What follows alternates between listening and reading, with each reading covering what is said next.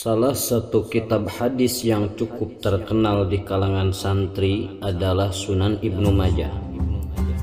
Penulisnya adalah Ibnu Majah yang bernama lengkap Abu Abdullah Muhammad bin Yazid bin Majah Ar-Ruba'il Qazwini.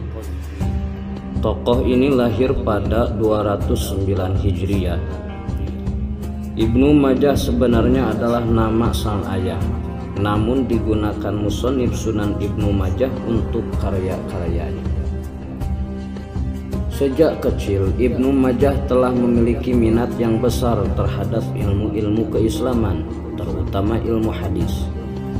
Semangatnya dalam mempelajari hadis semakin tampak saat berusia 15 tahun ketika dia berguru kepada Ali bin Muhammad At-Tanafasi. Hingga saat itu ia hanya belajar di Qazwin. Kemudian tokoh ini ingin memperluas wawasannya dalam bidang hadis dengan melakukan lawatan ilmiah ke berbagai negeri untuk mendapatkan hadis dan berguru kepada sejumlah ulama. Beberapa negeri yang pernah dikunjunginya adalah Basrah, Kufah, Makkah, Madinah, Suriah, dan Mesir. Di antara nama guru-guru yang berhasil ditemuinya adalah Jubarah bin Mughlis, Mu'ab bin Abdullah Az-Zubairi, Abu Bakar bin Abi Syaibah, Muhammad bin Abdullah bin Namir, Hisham bin Ammar, dan Muhammad bin Rumh. Juga banyak orang yang belajar hadis kepada Ibnu Majah. Di antara mereka adalah Muhammad bin Isa Al-Abhari, Abu Hasan At-Qattan, Sulaiman bin Yazid Al-Qazwini, dan Ibnu Sibawai. Ibnu Majah termasuk ulama yang produktif.